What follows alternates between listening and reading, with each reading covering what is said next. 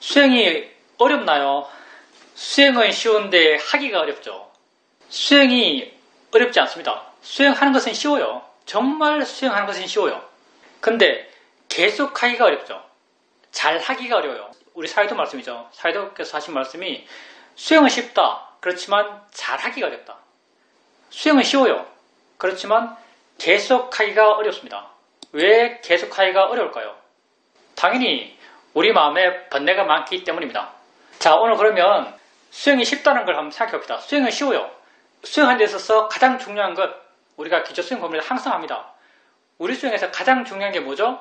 우리 수행에서 가장 중요한 건 바른 견해입니다. 바른 견해를 일으키지 않으면서 수행하는 것은요, 우리 수행을 일명 쇼맨 수행을 하죠.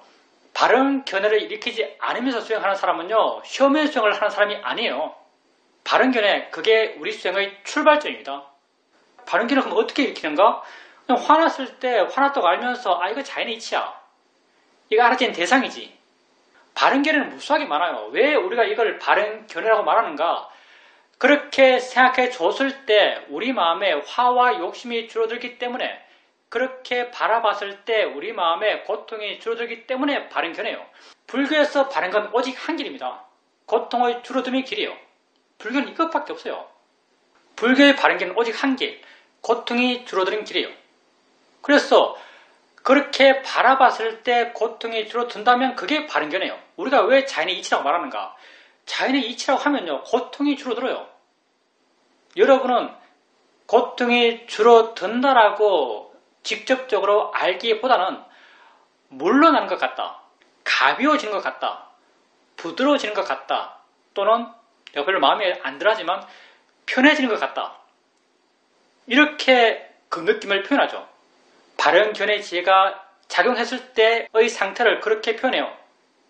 그렇기 때문에 바른 거죠. 그러니 바른 견해는 사실 무수하게 많습니다. 관념적인, 이건 우리 물론 바른 견해를 하지 않지만 관념적으로도 고통을 줄어들게 하기 위한 바른 생각은 있을 수 있어요. 예를 들어서 무상이야, 무상하네, 무상이 뭔지도 모르고 대충 뜻은 알죠. 그래서 어떤 사회에 부딪혔을 때 무상하네, 무상이지 라고 하면 사실 마음이 좀 가벼워져요. 인생 있어, 어떤 상황에 부딪혔어, 생각해줘요. 인생 있어, 이렇게 생각하면 마음이 가벼워집니다. 사실 가벼워져요. 그럼 이것도 바른 견해인가? 우린 이걸 바른 견해라고 하진 않아요. 왜냐하면 영원한 행복을, 영원한 고통 줄어듦을 보장할 수 없기 때문에. 법의 방향이 아니거든요. 이건 관념적인 이야기죠. 생각 속에만 존재하는 이야기들이죠. 인생 있어, 인생이 뭔지 모르잖아요. 있어가 어떤 의미인지 모르잖아요. 실체가 없는 이야기죠. 관념적인 이야기죠. 이걸 우리는 바른 견해를 하진 않아요. 법의 방향으로 생각해 주는 것, 법의 방향으로 바라보는 것, 이걸 우리는 바른 견해라고 말합니다. 그 중에 쇼맨 수행에서 여러분에게 직접 보여주는 바른 견해는 두 가지죠. 자연이치다, 대상이다. 근데 이 이외에도 여러분의 수행에 나가면서 법에 대해서 스스로 깨닫고 스스로 이해하고 그런 것들이 하나같이 다 여러분의 바른 견해입니다. 수행은 시작도 바른 견해고 끝도 바른 견해예요. 수행의 시작, 자연의 이치야, 대상이 하고 수행을 시작해요. 그리고 마음이 점점 좋아지고 나중에 깨닫는 것도 정말 자연의 이치구나, 정말 대상일 뿐인 것이구나 라고 통찰해요. 그리고 이 통찰은 다시 대상들을 볼 때 자연의 이치지라는 바른 견해를 더 깊게 하고 대상이지라고 하는 바른 견해를 더 깊게 해요. 수행의 시작도 바른 견해이고 수행의 끝도 바른 견해입니다. 그러니 바른 견해가 없다면 쇼맨 수행을 하는 게 아닙니다. 바른 견해가 우리 수행에서 가장 중요해요. 그리고 바른 견해와 함께 상두마차처럼 함께 가는 것이 알아차림이죠. 알아차림. 알아차림은 단순해요. 내 자신을 알아가는 거죠. 내 자신은 관념적인 생각 속의 내가 아니에요. 나는 뭔가, 나는 보는 존재요. 나는 듣는 존재요. 나는 느끼는 존재요. 나는 생각하는 존재요. 맛보고 냄새 맡는 존재죠. 이런 내 존재의 활동, 그 활동 자체가 나 자신이죠. 이런 활동들을 알아가는 거예요. 이게 나를 알아가는 것이죠. 부다는 이걸 안입의 설신의 색성량 미촉법이라고 하셨죠. 그러니 느낌 있으면 느낌 있다고 알고 소리 있으면 소리 있다고 알아요. 이렇게 느낌 있다고 알고 소리 있다고 알고 생각을 알 수 있다면 생각 있다고 알고 맛 있다고 알고 냄새 있다고 알아가요. 이렇게 알아가면서 마음이 느낌에 대해서 화로 반응하면 한번 발응계를 일으켜주는 거죠. 자연의 이치야. 대상일 뿐이지. 소리에 대해서 싫은 마음이 일어나면 자연의 이치야. 저절로 일어나는 거야. 알아지는 대상이지. 소리일 뿐이지. 이렇게 발응계를 일으켜주는 거죠. 그렇게 자꾸 해나가요. 그때 중요한 것은 대상들을 가볍게 알라는 거예요. 이것도 쇼민 수행이 다른 수행들과 다른 가장 큰 차이점 가운데 하나죠. 많은 수행이 더 무겁게, 더 깊이, 더 자세하게, 더 힘줘서 알라고 말해요. 쇼민 수행은 반대로 갑니다. 가볍게 아세요. 그냥 가벼울수록 좋아요. 힘에도 아무 상관이 없어요. 처음 수행하면서 여러분이 더 분명하게 안다고 한다면요. 그 분명함은 오직 관념의 분명함일 뿐입니다. 법의 분명함이 아니에요. 가볍게 아세요. 그게 있다라고 알면 돼요. 있으면 돼요. 알아지고 있기만 하면 됩니다. 이렇게 가볍게 알게 되면 다른 것도 또 알아져요. 왜? 마음이 가볍기 때문에. 가볍게 알 때 다른 게 알아진다는 것은 단순해요. 지금 여러분이 내 말을 듣고 있죠. 그렇지만 또 날 보고 있어요. 듣는 마음과 보는 마음은 다른 마음이죠. 하나 하더라도 마음은 다른 일도 해요. 마음이 가벼우면 가벼울수록 더 다른 일을 잘하죠. 그래서 여러분이 가볍게 알게 되면 마음이 가벼워서 다른 게 또 알아져요. 또 옮겨요. 다른 게 알아져요. 또 옮겨요. 다른 게 알아져요. 또 옮겨요. 그리고 마음이 욕심과 화로 반응하면 자연이시지 대상이지 바른기를 하면 일으켜줘요. 이렇게 수행을 해 나갑니다. 그렇게 수행을 해 나가다 보면 조금씩 대상을 옮겨가는 게 쉬워지고 대상이 더 잘 나타나고 더 빨라져가고 그렇게 되어 나가는 것 그게 여러분 수행이 좋아져가는 거예요. 수행이 좋아진다는 게 아주 분명합니다. 처음에는 하나하나 띄엄띄엄 억지로 옮겨가요. 하나 알면 다른 게 심지어 잘 안 나타나요. 어떨 때는 알 게 없다라고 생각도 해요. 여러분이 알 게 없다라고 느낄 때 정말 알아지는 게 없을까요? 수많은 소리가 그때도 들리고 있고요. 수많은 느낌이 그때도 느껴지고 있습니다. 그럼 왜 알 게 없다라고 느낄까요? 마음이 안 좋으니까요. 마음이 깨어있지 못하니까요. 마음이 활기차지 못하니까요. 지혜가 없으니까요. 근데 이렇게 수행에 나가다 보면 자연스럽게 마음이 가벼워지고 빨라져가면서 알아지는 것을 쉽게 옮겨가며 알 수 있습니다. 그렇게 쉽게 옮겨가며 알아가다 보면요. 어느 순간부터 2개 내지 3개가 한꺼번에 있게 돼요. 내가 하나를 알았는데 이미 다른 게 드러나 있어요. 왜? 마음이 활기차니까 지혜를 지가하거든요. 내가 하나 알았는데 다른 게 저절로 드러난다는 것은요. 너무나 자연스러워요. 여러분이 이렇게 손 2개를 펴고 내가 한 손을 보고 있으면 다른 손은 그냥 보여요. 이 손 보는 마음과 이 손 보는 마음은 다른 마음이죠. 나는 이 손을 보고 있어요. 그러면 이 손은 누가 보겠어요? 이 손은 마음이 조건되니까 스스로 보는 거예요. 마음이 조건되어 스스로 하는 게 점점 많아져가요. 왜? 마음이 힘이 있으니까. 마음의 활기참이 있으니까. 마음이 끼어있음이 있으니까. 좌선하면서 여러분이 엉덩이 느낌이 많은데 엉덩이 느낌을 아는 순간 손의 느낌도 같이 알아져요. 왜? 마음이 끼어있으니까. 그렇게 손의 느낌을 옮겨요. 손의 느낌을 아는데 소리가 그냥 들려요. 동시에. 그렇게 소리를 알아요. 이렇게 수동적 알아차림이 가능합니다. 우리 이걸 수동적 알아차림이라고 일명 부르죠. 그렇게 정확한 표현은 아니지만 우리 수행에서 우리 수행이 이게 공식적인 명칭인지 모르겠어요. 나는 이걸 수동적 알아차림이라고 부릅니다. 수동적 알아차림이 가능해요. 수동적 알아차림이 되면요. 점점 빨라져요. 점점 여러분이 감당이 안 될 정도로 빨라집니다. 대상을 옮겨가는 게 거의 오토매틱으로 옮겨가요. 그렇게 옮겨가다 보면요. 나중에는 도저히 그 속도를 못 따라가죠. 그냥 나중에는 놓아버리게 돼요. 이렇게 전체적으로 놓아버리면 많은 것이 저절로 알아집니다. 많은 게 저절로 알아져요. 이 느낌, 저 느낌, 이 소리, 저 소리 많은 것이 저절로 있다라고 알게 될 겁니다. 그때는 많은 것을 안다는 느낌도 별로 없어요. 많은 게 저절로 있어요. 수많은 느낌과 수많은 소리들이 있습니다. 나는 그 알아진 것으로부터 많이 물러나 있죠. 많이 객관적이 되어 있어요. 이렇게 바른 길을 이렇게 가면서 수행해 나가다 보면 수행의 상태가 이렇게 변해갑니다. 알아차림 상태가 이렇게 변해가요. 점점 수행하는 마음이 좋아져갔기 때문에 이런 변화가 가능한 거죠. 그리고 이렇게 마음이 좋아졌을 때 알아지는 것들을 알면서 한번 물어보는 거죠. 아는가? 라고 한번 물어보는 거예요. 아는가? 라고 한번 물어봐요. 이건 상당히 우리 수행에서는 승화적인 어떤 부분이 있는데요. 자, 한번 생각해 봅시다. 여러분이 손을 잡고 있으면, 뭘 이렇게 잡고 있으면 여기 느낌이 있어요. 느낌이 어떻게 있겠어요? 느낌 혼자 있으면 느낌이 있을 수 있겠어요? 그 느낌을 알기 때문에 느낌이 있는 거죠. 근데 여러분은 있는 느낌은, 알고 있는 느낌은 분명하지만 느낌을 안다는 것은 분명하지 않아요. 왜? 마음이 안 좋으니까. 수행하는 마음이 그렇게 힘이 없으니까. 느낌은 분명해요. 근데 이 느낌이 있으려면 당연히 내가 이걸 알아야죠. 마음이 이걸 알아야죠. 아는 바가 있어야죠. 이 느낌과 함께 반응하는 뭐가 있어야죠. 근데 이 느낌에 대해서 반응하는 뭐는 내 마음에 안 와닿아요. 마음이 안 좋으니까.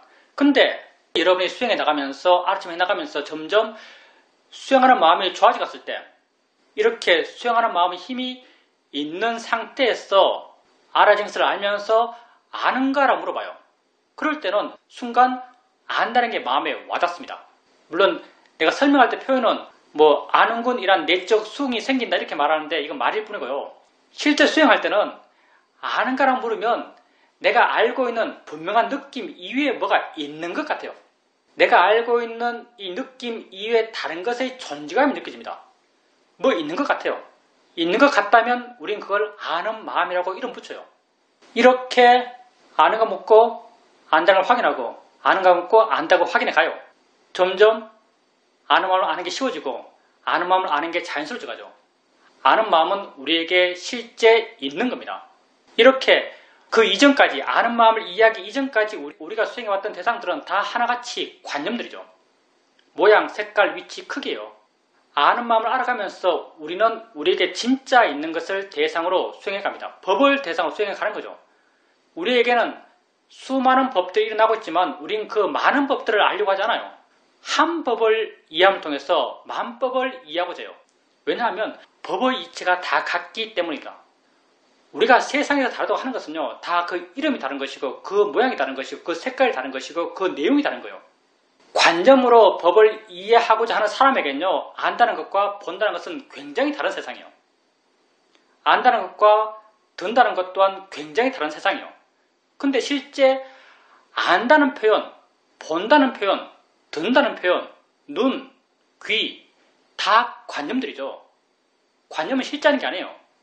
실제하지 않은 관념을 떼내고 나면요, 뭐가 다를까요? 여러분이 수행해 나가면서 이런 관념적인 요소, 해석의 요소, 이름 지음 요소들이 점점 약해져 가면서 공통된 법의 특성들, 그런 공통된 법의 특성들이 점점 분명히 드러납니다. 그래서 한 법을 이해함을 통해서 만 법을 이해하는 거예요. 알의 일어남을 이해하면 봄의 일어남도 이해해요. 안다는 것과 알아진다는 것의 관계를 이해하면요, 본다는 것과 보여진다는 것에 대한 관계도 이해해요. 듣는다는 것과 들려진다는 것의 관계도 이해합니다. 다 같은 이치예요.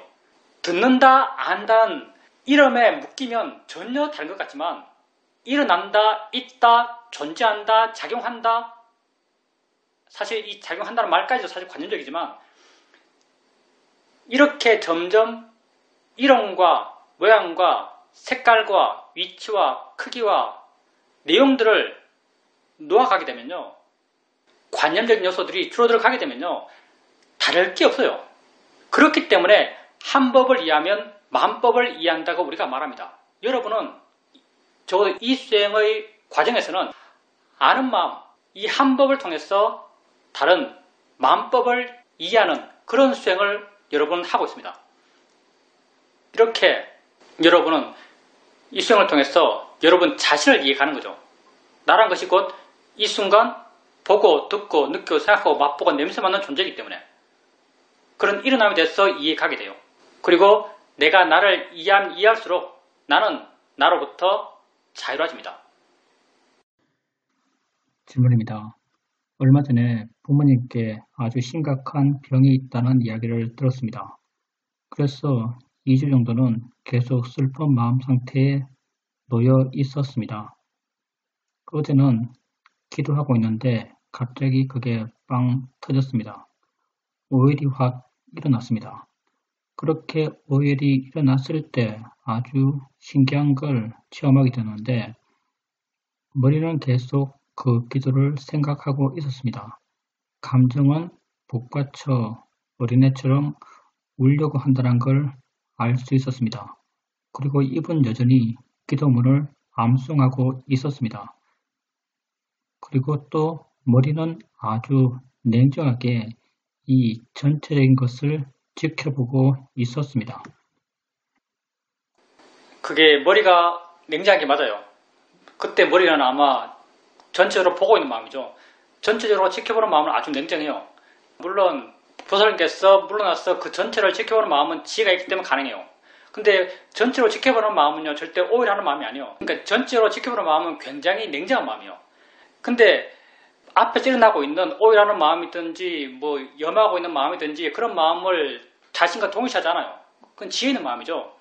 나는 슬퍼할 때, 예를 들어서 가족 관계에서 보살님과 비슷한 상황에서 슬퍼할 때 옛날엔 그랬던 것 같아요.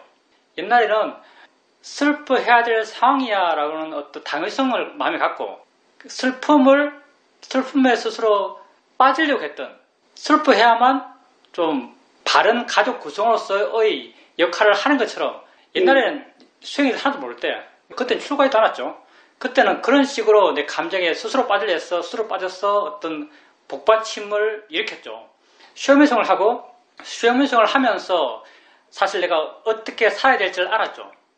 여러분 말하지만 산다는 게 딴 거 다르잖아요. 산다는 것은 이 순간 사는 것이고 이 순간 뭘 어떻게 한다고 안다면 그건 이 순간 살 줄 아는 거예요. 그게 살아가는 방법을 아는 거죠. 수행명성을 하면서 정말 나는 세상에 대한 답을 얻었죠.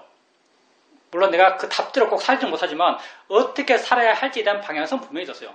그래서 그 방향 이외의 것을 한다 해서 전혀 내 마음에 꺼리낌이 없죠.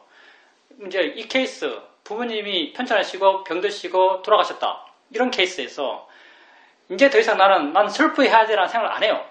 그래서 사실 슬픔이 잘 안 느껴졌어요. 그리고 그 장례식 갔어도 장례식 가고 관을 보고 그런 과정 속에서 슬픔이라 한다면은 나의 부모님, 나의 어머니, 나의 아버지 이런 개별적인 슬픔보다는 그냥 이렇게 살다가 이렇게 가는 그런 어떤 삶의 진행, 삶의 과정, 그런 거에 대한 무의미함, 그런 거에 대한 약간의 표현하자면 서글픔이라면 서글픔이겠죠. 그런 존재의 미약함, 그런 어떤 감정이 느껴졌어요. 슬픔은, 개개인에 대한 슬픔은 크게 느끼지 않았어요. 근데 물론 내가 정답이 아니고요. 내가 옳다는 것도 아니에요. 그렇게 그 반응하는 것이 좀 많이 바뀌었다라고 느껴집니다.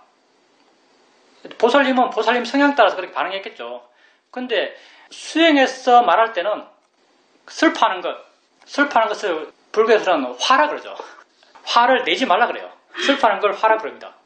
근데 뭐 우리가 세상으로부터 완전히 자유롭지 못한 사람들이다 보니까 슬퍼하는 마음이 생겨날 수 있는 조건이 되면 슬퍼하겠죠. 질문입니다. 얼마 전에 제가 알고 있는 어떤 젊은 분이 세상을 버렸습니다. 슬픔 같은 것들이 일어났고 그런 것을 마음이야, 마음이 하는 거야, 알아지는 거야 이렇게 보려고 하는 마음도 생기지 않았습니다. 단지 먹먹하다는 느낌이 들었습니다. 이럴 때는 도대체 어떻게 봐야 불교적으로 바르게 보는 것일까요? 아픈 거, 죽음 여기다가 수행을 대입하면요 상당히 정말 너무 냉정해 보이고요. 너무 정떨어져요. 근데 수행적 접근은 단순합니다. 보살님이 평소에 하는 것과 똑같아요. 그때 슬픔이 느껴지면 마음이 한다?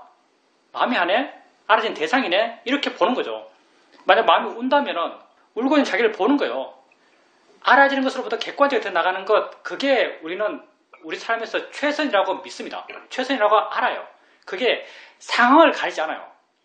내가 좋을 때도 슬플 때도 아플 때도 울고 싶을 때도 괴로울 때도 상황과 무관하게 우리에게 최선의 삶의 방식은 그때 알아진 걸 알고 알아진 것부터 자유로워져 가는 거예요.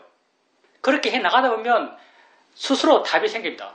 내가 어떻게 해야 되는지, 어떻게 말해야 되는지, 어떻게 행동해야 되는지, 어떤 자세를 취해야 되는지, 그리고 나아가서 보살님이 말한 삶이란 뭔가, 삶이란 뭔가에 대한 답도 생겨요. 그 답이 뭐다라고 말로 표현하기 좀 힘들지만 삶이라는 게 무슨 개별 개인들의 삶 이런 삶을 이해하는 게 아니고요. 내 삶이 뭔지 이해해요. 존재도 딴 사람의 존재는 보살님이 몰라요. 보살님이 딴 사람 존재를 이해 못해요. 보살님이 이해할 수 있는 건 보살님 존재밖에 없어요. 나를 이해하는 것이고 나의 존재를 이해하는 것이고 내 삶이 뭔지 이해해요. 그리고 보살님이 내 삶이 뭔지 이해하는 것 그게 지금 내가 느끼고 있는데 느낌이 뭔지 이해하는 것과 똑같아요. 내 삶이라는 것은요. 느낌과 들음과 봄과 생각과 이런 것들이 뭉쳐서 내 삶이란 관념을 내가 만들어낸 거예요. 내 삶의 진짜는요. 지금 본다는 게 내 삶이에요. 지금 느낀다는 게 내 삶이에요. 지금 듣는다는 게 내 삶이에요. 이게 내 존재고요. 내 인생이에요. 그러니 내 삶을 이해하고 내 존재를 이해하고 이런 것들 다 내가 지금 느끼고 있을 때 이 느낌을 이해하는 게 출발하는 거예요. 이런 이해들이 쌓였을 때요. 보살님 스스로 자기에게 물었을 때 내가 뭐지? 라고 물었을 때 보살님 내적으로 답이 있음을 스스로 알 겁니다. 내 존재가 뭐지? 라고 물었을 때 보살님 스스로 내 안에 그 답이 있음을 알 거예요. 그 답이 뭐라고 말로 표현하기엔 굉장히 애매해요. 근데 나에게 뭔가 있어요. 그걸 스스로 알게 됩니다. 그러니까 삶이 뭔가, 인생이 뭔가, 존재가 뭔가 그렇게 질문을 던지고 거기에 대해서 수많은 말들을 수많은 사람이 하겠지만요. 잘라서 말하면 다 관념적인 것이고요. 관념적인 것 그 아무리 갖고 와봐야 찰나의 위안은 될지 모르겠지만 근본적인 나의 해결책은 절대 되지 못합니다. 나의 해결책은요. 내가 나를 이해함으로써 생겨나는 거예요. 내 존재란 것도 내 이야기고 내 삶이란 것도 내 이야기예요. 내 존재, 내 삶이란 것은 이 순간 느끼고 이 순간 보는 것을 떠나지 않아요. 이걸 어떻게 떠나겠어요? 난 지금 여기 있을 뿐인데. 그러니 보살님이 자신의 삶을 이해하고 자신의 존재를 이해하기 위해서 해야 될 것은요. 지금 느끼고 있는 느낌을 이해하고 지금 보고 있는 봄을 이해하고 지금 듣고 있는 들음을 이해해 나가셔야 됩니다. 그런 이해하는 방식은 느낌 있을 때 느낌 있다고 아시면서 이거 자연이시지, 이거 대상이지 이렇게 바른개를 일으켜주고 바른개를 통해서 그 느낌으로부터 좀 물러나서 객관적으로 된 마음으로 그 느낌을 아는 거예요. 그렇게 알아가다 보면요. 삶이 뭔지 인생이 뭔지 존재가 뭔지에 대한 이해가 보살님 마음에 차곡차곡 쌓여갑니다. 보살님에게 설령 그게 알아지지 않더라도 그런 이해가 쌓여가요. 보살님이 아는 게 아니고요. 마음이 이해해요.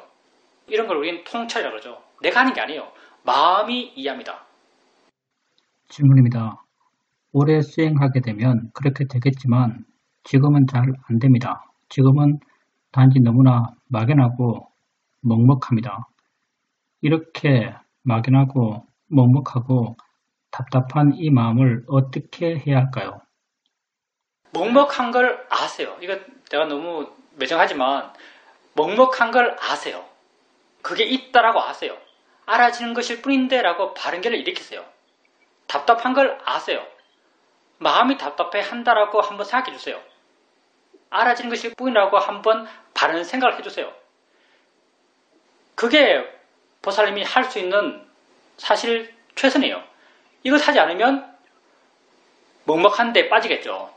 답답한 데 빠지겠죠.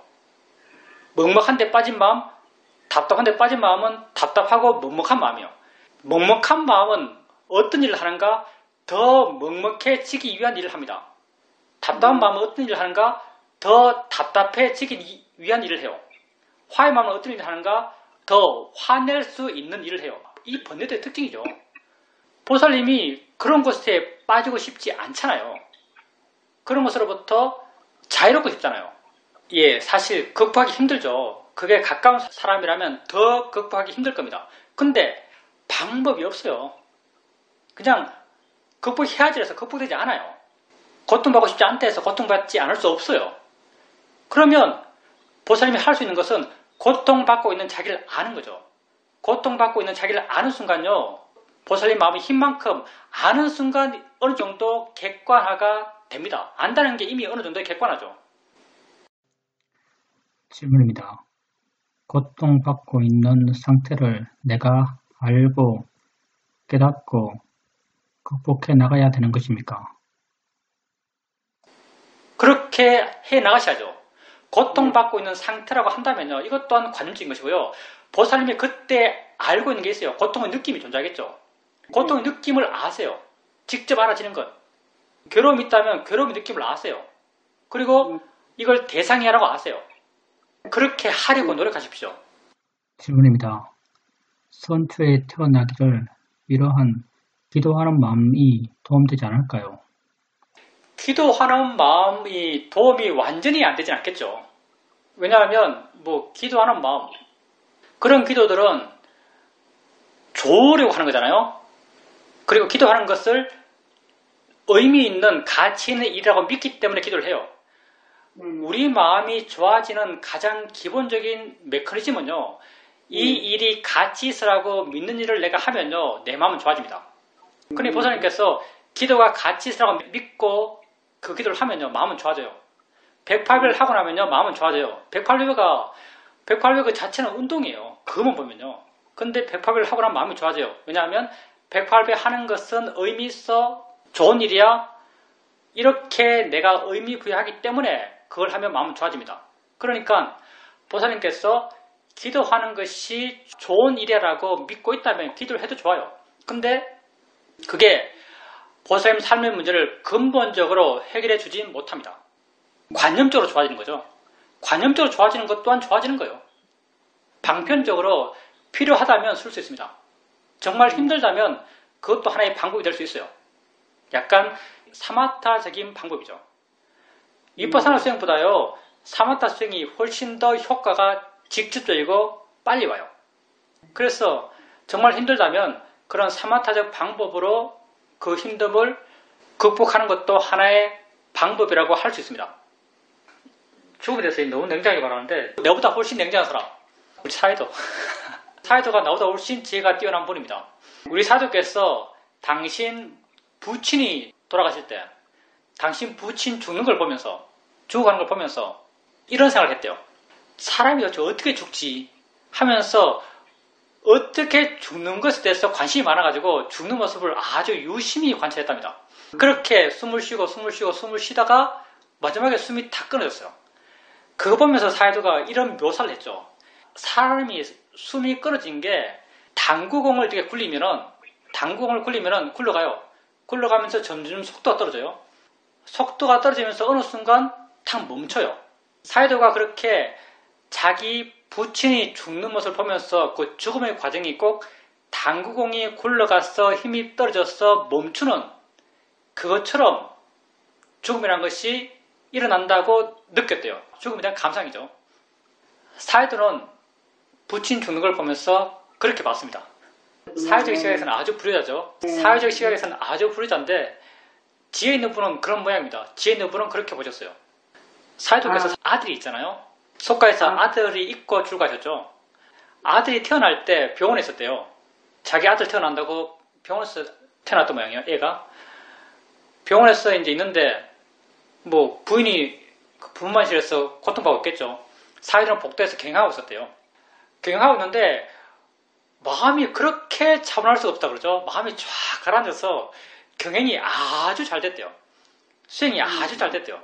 수행이 아주 잘 됐다는 것은 부인이 애를 놓든 말든 놓다가 큰일 나든 말든 애가 정상적인 애가 태어나든 손가락 하나 더 많은 애가 태어나든 아무 상관이 없는 마음이에요. 아무 상관이 없는 마음이니까 그렇게 경영을 잘할 수 있는 거죠.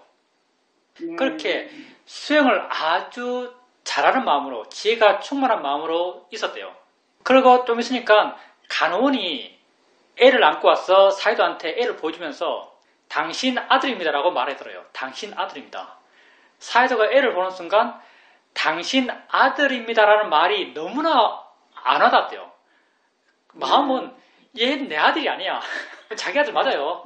자기 아들 맞고 자기 아들인지 알아요. 근데 당신 마음의 느낌은 얘는 내 아들이 아니야. 얘는 지휘 조건 속에서 스스로 태어나서 스스로 살아갈 애지. 얘는 나의 아들이 아니야 라는 마음이 그때 있었대요. 마음의 느낌상으로는 그랬대요. 물론 그걸 표현하지 못했겠죠.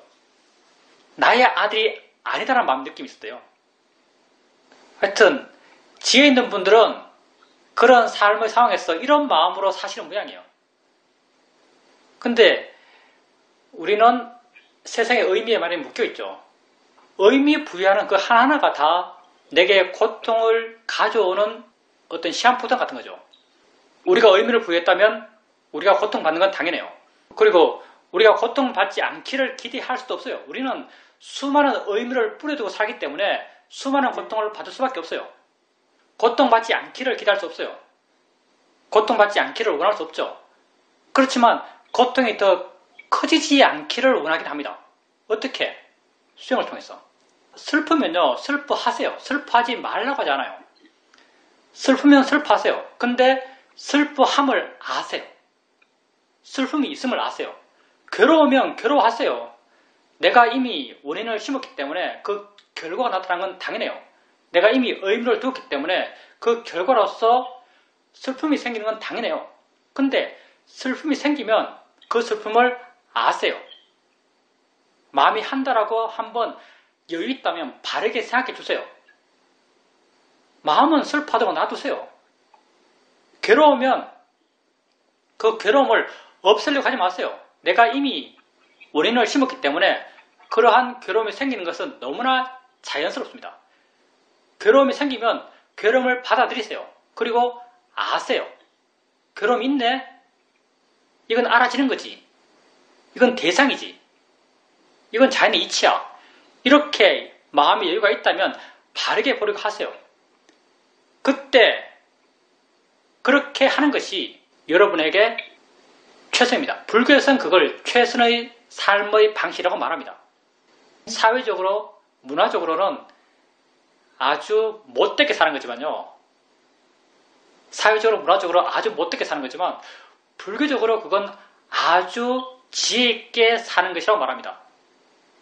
그게 정말 지혜로운가? 그건 여러분이 스스로 알아봐야겠죠. 그게 정말 지혜로운가? 질문입니다. 아침에 한쪽에서는 아침 식사를 하고 있고 한쪽에서는 외부 사람이 와서 화장실을 고치고 있었습니다. 확대 해석하려는 마음, 간섭하려는 마음, 그런 마음들이 없이 그냥 조용하고 차분하게 있을 수 있었습니다. 오후에는 어떤 사람과 약속이 있어서 나가서 만나서 함께 걸었습니다.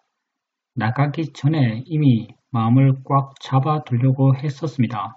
그렇지만 그 사람과 이야기하면서 마음이 점점 들떴고 가까이 다가가고 있다는 걸 알 수 있었습니다. 그렇게 하고 돌아와서 집에 왔는데 마음이 굉장히 피곤했습니다. 너무 피곤해서 조금 잤습니다. 일어나서 그 상황을 전체적으로 지켜보게 되니까 드는 생각이 뭐 어떡하겠어? 조건이 그래서 그리 된 것을 내가 할 수 있는 것을 하자. 할 수 있는 것은 지금 알아진 걸 바르게 알려고 하는 것뿐이다. 이런 생각이 들면서 그 상황에 대해서 후회한다거나 자책하는 마음이 별로 없어졌습니다. 그렇게 하면 되는 거죠. 우선 뭐 아침 먹고 있고 누가 욕실 수리하고 있고 그때는 이제 보살님이 아마도 말을 해주고 싶고 뭘 어떻게 고치는 걸 말하고 싶고 고치고 있는 걸 보고 싶고 감독하고 싶고 이런 마음이 있겠죠. 그런 마음이 있을 때 보살님께서 아마도 그런 마음을 아셨겠죠. 마음의 의지가 일어나는 걸 아셨겠죠. 의지가 일어나는 걸 알면요. 마음은 자연스럽게 답을 내놓습니다. 그게 별로 의미 없음, 가치 없음을 알아요. 가치 없음을 알게 되면 그걸 하고자 하는 마음의 에너지가 줄어들어요. 그래서 보살님께서 가만히 있을 수 있었을 겁니다. 고요하게 스스로 내 안에서 만족하며 있을 수 있었을 겁니다. 알면 답이 나와요. 모르면은 그냥 휩쓸려 가는 거죠. 모르면은 알지 못하면은 마음의 에너지에 휩쓸려 가요. 알면 자연스럽게 지혜가 생겨나고 지혜는 해야 될지 말해야 할지 이게 적당한지 적당하지 않은지에 대한 답을 스스로 갖고 있어요. 그리고 나는 그때 이런 답이 있을 때 당연히 옳고 적당한 대로 해야 한다는 것도 알아요. 나의 바른 행동의 방향도 분명히 드러나요. 물론 그렇다 하더라도 내가 이렇게 드러난 바른 행동의 방향으로 꼭 행동하는 건 아니에요. 왜냐하면 번뇌도 하고 싶어하는 방향이 있거든요. 어떨 때는 번뇌가 힘이 더 좋았어. 번뇌가 시키는 대로 하게 돼요. 근데 지가 시키는 대로 했을 때 또는 번뇌가 시키는 대로 했을 때 그 결과가 다름이 분명하거든요. 번뇌가 시키는 대로 하면요. 그 결과는 내 마음의 고통이에요. 지가 시키는 대로 하면요. 내 마음의 자유로움이죠. 행복이에요. 그런 것을 반복적으로 경험해 나가다 보면요. 지가 보여주는 방향으로 행동하고자 하는 마음의 에너지가 강해집니다. 나중에는 당연히 지가 보여주는 대로 행동해야지라는 내 마음의 분명한 방향이 지어져요. 그렇게 점점 지가 보여주는 대로 행동하게 되죠. 그리고 어떤 사람과 함께 이제 밖에 외출해서 같이 산책할 때 보살님께서 마음을 꽉 잡고 나갔다라고 말하는 거 들어보니까 그 사람이 아마 굉장히 많이 들뜬 사람이겠죠. 내지는 말을 많이 하는 사람이겠죠. 말을 아주 고음을 하는 사람. 이런 사람들과 함께 있으면서 수행하는 것은 굉장히 힘듭니다. 이럴 때는 정말 마음을 꽉 잡고 나가야죠. 꽉 잡고 나가더라도 그 사람을 보고 그 사람과의 대화 속에서 또 내용들이 있고 그 내용들 속으로 나는 또 슬려가게 되죠. 슬려가게 되면 또 함께 큰 소리로 함께 들떠서 함께 고음으로 함께 장하게 이야기해요. 하고 나면 내 마음의 질이 뚝 떨어지죠. 내 마음의 질이 뚝 떨어져요. 번뇌를 많이 일으켰죠. 당연히 피곤할 거고 쉬었어요. 쉬고 난 뒤에 또 일어나죠. 일어났을 때 보살님께서 가져야 될 마음가짐. 그때는 왜 그렇게 마음이 들떴을까? 내가 왜 그때는 수행하지 못했을까라고 생각해 볼 수 있고 분석할 수 있고 다음에는 이렇게 해야지라고 각오를 일으킬 수 있어요. 그렇지만 그때를 후회할 필요는 없어요. 그때 그 순간에 자신이 돼서 자책할 필요는 없어요. 왜냐하면 그건 그때 조건 속에서 그때 그렇으니까요. 보살님이 충실해야 되는 순간은요. 오직 현재뿐입니다. 현재 보살님에게 알아지는 것에 충실하면 충분하죠. 그리고 보살님 스스로 점점 현재 내게 있는 것, 현재 내 자신에게 충실하다면 이걸로 충분하다는 것을 점점 분명히 알아갑니다. 이런 현재 충실하면 충분하다라는 것에 대한 분명한 알을 통해서 점점 과거를 후회하지 않게 돼요. 과거를 후회하는 것이 의미 없다고 분명히 알기 때문에 그래요. 그래서 시험의 수행을 하는 사람들은 수행을 바르게 오래 하면 할수록 자기 자신에 대해서 굉장히 너그럽습니다. 자기 자신에 대해서 굉장히 너그러워요. 근데 여러분이 자기 자신에 대해서 너그러워야 할 자신은요. 과거의 자신이에요. 이건 분명히 아셔야 돼요. 자기 자신에 대해서 너그럽대. 그건 과거의 자신에 대해서 너그럽다면요. 그건 지혜를 할 수 있어요. 근데 여러분이 현재 자신에 대해서 너그럽다면요. 그건 나태해요. 현재 자신에 대해서 너그럽다는 게 어떤 의미의 너그러움인가? 수행하지 않는 것에 너그러움이요.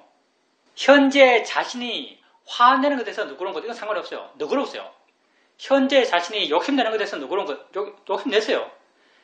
현재 자신이 두려운 것에 대해서 너그러운 것 이것도 너그러울 수 있어요. 왜냐하면 그건 과거의 원인 때문에 생기는 거예요. 어쩔 수 없어요. 그것에 대해서 수용하는 것 이게 너그러운 거죠. 그렇지만 그러한 현재 자신의 일어남에 대해서 알지 않는 것에 대해서 너그러운 것 이건 절대 하면 안 되죠. 이건 나태해요. 그러니 현재 자신이 수용하지 않는 것, 바른 견해를 일으키지 않는 것, 바른 생각을 해주지 않는 것 그런 것에 대해서는 너그러우면 안 됩니다. 이것까지 너그러워지면은 시험의 수행에 어떤 함정에 빠지는 거죠. 시험의 수행의 함정이 뭔가? 과거의 자신에 대해서 너그러워지는 것이 점점 확대돼서 현재 자신에게까지 너그러워지는 것 이게 시험의 수행의 함정이에요. 이렇게 사실 잘 되는 경향이 있어요. 우리가. 그러니까 보살님께서 지금 이 순간 알고 이 순간 수행하면 돼라고 그런 마음을 갖고 그때 수행하셨다면요. 그건 보살님께서 바르게 수행을 잘 하신 거죠. 질문입니다. 머리 느낌을 알면서 그것에 대해서 바른 견해를 일으키면서 계속 머리 느낌을 보게 되니까 머리 느낌에 점점 다가가면서 더 밀착해 간다는 느낌이 들었습니다. 그러니까 머리 느낌도 좀 더 심해지는 듯 느껴졌습니다. 그래서 대상을 바꿔서 머리 느낌에 대해서 싫어하는 마음, 그리고 머리 느낌에 대해서 또는 다른 것에 대해서 끊임없이 생각하고 있는 마음을 지켜봤습니다. 그런 싫어하는 마음을 바르게 보려고 했습니다. 그렇게 싫어하는 마음, 생각하는 마음을 바라보게 되니까 머리 느낌이 좀 멀어지게 느껴졌고 있는 것에 대해서 크게 부정적으로 생각하지 않는 마음이 됨을 알 수 있었습니다. 한 번은 바깥에서 경영을 하고 있었는데 아는 마음에 대해서 크게 알려고 하지 않았는데도 불구하고 아는 마음이 아주 분명히 이해되었습니다. 아는 마음에 대한 분명한 이해가 어느 정도 지속적으로 이어졌었는데 그때 그 마음이 아주 깨끗하고 평온하고 청정하더라고 느껴졌습니다. 그 깨끗한 마음의 느낌이 너무 좋았어. 그 마음이 다시 생기기를 원하고 다시 그 상태가 되기를 바라는 집착하는 마음이 있다는 것도 알 수 있었습니다. 그런 마음의 집착은 보살님이 뭐랄까 지혜가 약하기 때문에 생기는 거죠. 집착은 언제나 지혜가 약하기 때문에 생깁니다. 보살님께서 수행을 나가시면서 지혜를 자주 체험하고 지혜 상태를 자주 경험하게 되면요. 점점 지혜에 대해서도 마음이 덤덤해져요. 지혜가 있든 없든 별로 상관없는 마음이 돼요. 마음이 좋든 나쁘든 좋은 것에 대해서도 마음이 덤덤해져요. 근데 보살님께서 좋은 것에 대해서 그걸 갖고 싶다, 있게 하고 싶다 이런 마음이 생기는 것, 그건 좋은 것에 대한 욕심이죠. 그건 좋은 것을 어떤 측면에서는 좋은 것을 많이 자주 체험하지 못하기 때문에 생길 수도 있습니다. 처음 경험하고 새롭게 경험하게 돼서는요, 알게 모르게 우리는 집착하게 되고요. 집착하면 당연히 그걸 다시 경험하고 싶어요. 근데 다시 경험하고 싶어 하는 것이 그걸 다시 경험하지 못하는 마음이 원인이 돼요. 왜냐하면 그 경험은 원함이 없는 마음 상태에서 생긴 거거든요. 원함이 없었기 때문에 그게 생긴 거예요. 원하는 것이 생기지 않을 수 있는 원인이 돼요. 이것도 일종의 아이러니죠. 근데 상관없습니다. 그런 마음의 상태를 경험하고 싶어 해요. 그런 마음으로 수행을 시작해도 좋습니다. 근데 수행의 과정에서는 그런 원함을 느끼지 마세요. 수행의 과정이라는 것은 느낌 알고 느낌 안다고 알고 소리 알고 소리 안다고 알고 수행 과정에서는 순수하게 수행해 갔어요. 그러다 보면은 순수하게 수행에 가다 보면은 수행의 힘이 점점 커져가고 수행의 힘이 점점 커져가는 것이 무슨 말이냐면요. 그런 상태를 원하는 마음이 점점 줄어들어 간다는 말과 같은 말이에요. 수행이 좋아져 간다는 것, 그게 욕심이 줄어들어 간다는 거예요. 이렇게 좋아지는 과정 속에서 또 그런 좋은 상태를 경험하게 될 겁니다. 그렇게 맑고 깨끗한 상태는요, 아는 마음이 맑고 깨끗한 게 아니에요. 아는 마음은 그냥 아는 마음이에요. 아는 마음은 좋을 것도 없고 나쁠 것도 없어요. 그냥 그래요. 그때 보살님에게 맑고 깨끗한 마음은요, 아는 마음을 이해한 마음이에요. 아는 마음을 지켜본 마음이에요. 수행하는 마음이라고 할 수 있죠.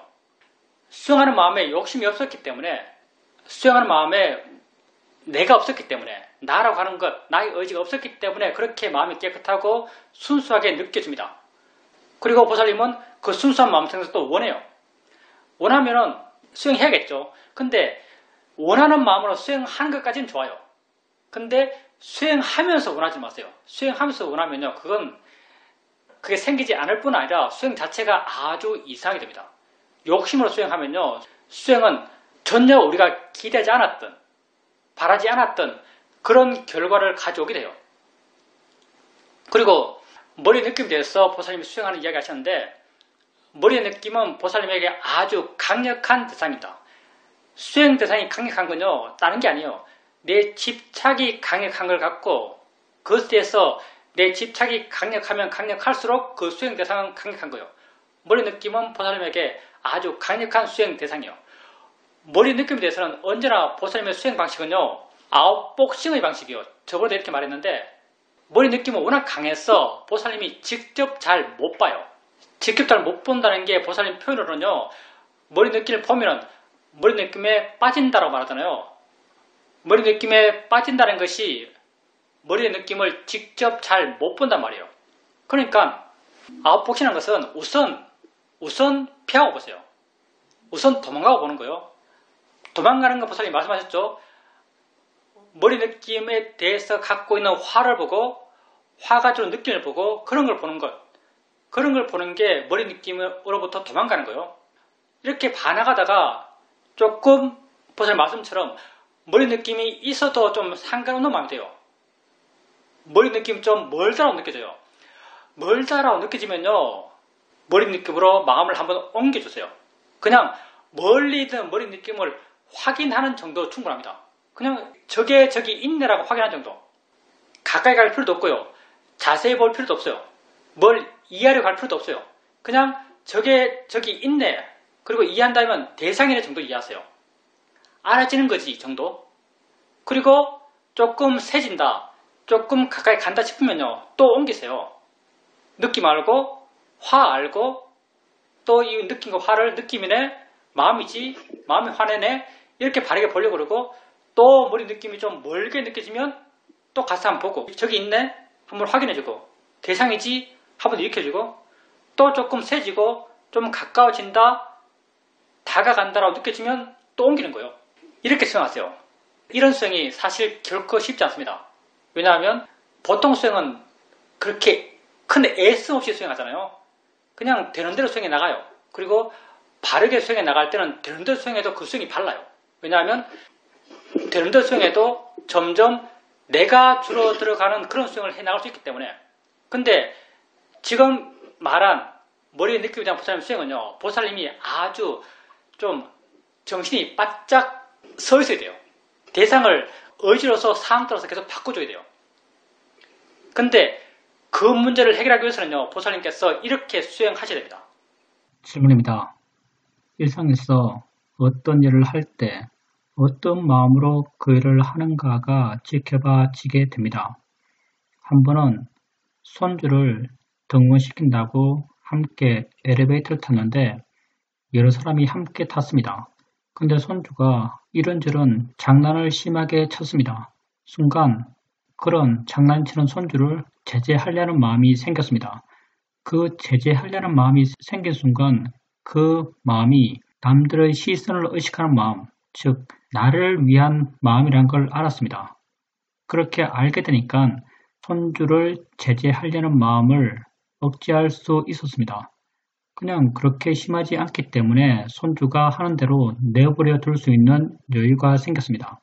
또 한 번은 도반들 모임에 가게 되었었는데 그 모임은 아주 오래된 모임이고 거기에 모인 사람들은 지금은 각자 다 다른 수행들을 하고 있습니다. 그래서 그 모임에 대해서 나는 큰 가치를 두지 않게 되었습니다. 수행하는 것도 다르고 또 만나봐야 법에 대한 이야기보다 일상의 삶, 사회적 일들에 대한 이야기를 많이 하다 보니까 크게 가치 있게 느끼지 않았고 그냥 의무적으로 나갔고 나가면서도 모임은 별로 가치 없으니까 나는 나가서 그냥 수행해야지, 수행을 잘해야지 이런 마음을 갖고 나갔습니다. 근데 그런 마음이 다 욕심과 화의 마음이란 걸 알았습니다. 그래서 이번에 모임에 나가면서는 그냥 되는 대로 수행하고 적극적으로 참여하고 되어지는 대로 수행해 나가자 이런 마음을 갖고 나갔습니다.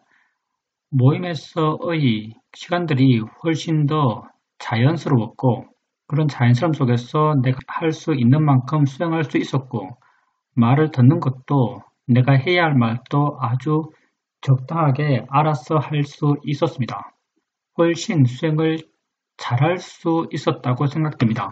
이런 것을 경험하면서 방향을 어떻게 제시하는가에 따라서 마음을 어떻게 먹는가에 따라서 진행되는 상황이 전혀 달라진다는 것을 체험할 수 있었습니다. 손주 이야기, 엘리베이터 타는데 손주가 막 많이 움직이니까 제재하려고 그러죠. 그때 보살님께서 보살님 마음을 아셨죠. 물론 마음 보는 게 익숙해졌고 보살님이 마음을 알려고 했다기보다는 마음이 알아졌을 거예요. 수행을 해나가면서 그렇게 알아가는 것이 자연스러워져 가다 보면요. 어느 순간부터 내가 알려서 하는 것이 아니고 알아져서 알게 돼요. 알아져서 모를 수 없죠. 그때 보살님 마음의 에너지를 느꼈을 거고 에너지를 느끼면서 보살님께서 그때 손주를 제자라는 마음, 그 마음이 자기를 위한 마음이라는 걸 알아요. 사실 번뇌는 다 자기를 위한 마음이에요. 우리가 세상 이야기 속에서 남을 위해서, 내 딸을 위해서, 내 아들을 위해서, 내 배우자를 위해서 이렇게 말하지만 번뇌 에너지는 다 자기 중심적이에요. 나를 위해서 그런 거예요. 사람들이 나를 어떻게 볼까? 다른 사람이 말할 때는 내 손주가 너무 산만하다고 사람들이 알면 안 되지 않냐 이렇게 말할 수 있어요. 사람들이 말할 때는. 근데 그때 내가 느끼는 내 마음은 절대 그게 아니에요. 내가 느끼는 내 마음은 이 산만한 손주를 안고 있는 나를 사람들이 어떻게 볼까? 이렇게 생각해요. 아주 자기중심적이죠. 보살님께서 그때 자기 마음이 그렇다는 걸 아신 거죠. 번뇌가 그렇다는 걸 아신 거예요. 그렇게 알게 되니까요. 판단이 서요. 얘를 제자할 건가? 아니면 그냥 놔둘 건가? 마음이 여유가 있으니까 그냥 놔두겠다는 판단을 하게 되고 놔둘 수 있게 되는 거죠. 물론 그 아이의 행동들이 남에게 심하게 방해가 된다면 제재했겠죠. 제재했지만은요. 맨 처음 제재하려는 마음과는 다른 마음으로 제재했을 거예요. 맨 처음 제재하려는 마음은 화로한 거예요. 그렇지만 필요해서 제재할 때는요. 적당하게 제재합니다. 스스로 알아요. 어느 정도가 적당한지. 적당하게 제재했을 겁니다. 그리고 보살님께서 보살님의 마음을 아니까 스스로 바르게 행동할 수 있게 된 거죠. 그리고 무엇이 바른지 자기 스스로에게 아주 분명했어요. 그러니 그 상황에서 보살님 마음은 아주 여유가 있었던 거죠. 그리고 도반들 모임 같은 경우 도반들 모임에 나갈 때 보살님께서 나가서 난 수행할 거야 라고 마음을 갖고 나가신다는 것은 정말 대단한 거예요. 사무소에서 항상 그런 마음 갖기 쉽지 않을 겁니다. 그런 마음 갖고 나간다면 정말 수행을 아주 진지하게 하고 계신 겁니다. 근데 이제 보살님이 나가서 도반들 모임 속에서도 수행을 잘하고 싶어요. 우리가 어떤 마음으로 마음 상태가 어떨 때 세상에 대해서 내가 어떤 마음이 되었을 때 수행을 잘할 수 있는가? 어떤 마음이 내게 수행을 잘할 수 있는 상태를 만들어주는가 하면요. 세상에 대해서 세상의 일에 대해서 사건이 진행이 돼서 내가 어떻게 되어야 한다는 마음이 별로 없을 때 우리가 수행하는 자세도 마찬가지죠. 우리가 수행하는 자세, 좌선이 됐든 경이 됐든 와선이 되었든 수행하는 자세 가운데 가장 좋은 자세는요. 내가 자세에 대해서 신경 쓸 필요가 없는 자세예요. 내가 자세에 대해서 신경 쓸 필요가 없는 자세가 가장 내 마음을 놓이게 하고 내 마음을 객관적으로 만들고 내 마음을 부드럽게 만들어요. 세상에 대한 나의 시각도 마찬가지예요. 세상의 일이 어떻게 되어도 상관없는 마음. 그런 마음이 나로 하여금 수행을 잘할 수 있는 마음의 상태죠. 근데 보살님 도반들의 모임에 대해서 갖고 있는 마음. 도반들 모임에 대해서 갖고 있는 마음. 옛날에는 어떤 마음이었는가? 옛날에는 이 모임은 의미 없어. 수행에 도움 안 돼. 법단도 안 해. 나는 그 모임에서 그 아이들의 그 도반들이 하는 말들을 좀 대충 흘려듣고 나는 내 안에 몰면서 나의 상태를 이렇게 만들 거야. 이런 마음을 갖고 있어요. 근데 이런 마음이 하나가 있다 단정이에요. 이게 좋고 이게 나쁜 거예요. 이렇게 돼야 되고 저렇게 되면 안 돼요. 이렇게 돼야 되고 저렇게 되면 안 되라는 마음은요. 수행하는 최악의 마음이죠. 이게 수행 못하는 마음 상태예요. 수행 안 되는 마음 상태죠. 근데 지금 보살님께서 지금 새롭게 도반 모임이 돼서 보살님 마음에 생긴 것은 가서 적당히 되는 대로 반응하고 되는 대로 듣고 할 만큼 수행하자. 이런 마음으로 가요. 이런 마음은 어떻게 되면 안 돼. 어떻게 돼야 돼. 이런 마음이 별로 없어요. 사실은 이런 마음이 수행을 잘 할 수 있는 마음이에요. 가치를 두지 않는 마음이죠. 아마 이런 마음으로 가졌어. 이런 마음으로 수행했기 때문에 수행도 훨씬 자연스럽고 수행도 이어져 나갈 수 있었을 거고 수행과 더불어서 그 사람들과의 대화도 아주 자연스러웠을 거예요. 그게 내적으로도 훨씬 더 충만해지고 외적으로도 훨씬 더 충실해져요. 수행을 한다 해서 세상에 대해서 충실하지 않은 게 아니에요. 수행을 정말 잘한다면요. 세상에 대해서도 정말 충실해요. 안과 밖이 똑같죠. 안에 밀도가 높으면요, 밖으로도 밀도가 높아져요. 그러니까 보살님께서 이번에 했다는 어떤 도반 모임에 참석해서의 상황들, 그게 세상을 살아가는 데 있어서 어떤 모범적인 케이스죠. 그렇게 사시면서 수행하셔야 돼요. 그리고 세상에 대해서도 그런 마음이 돼야 돼요.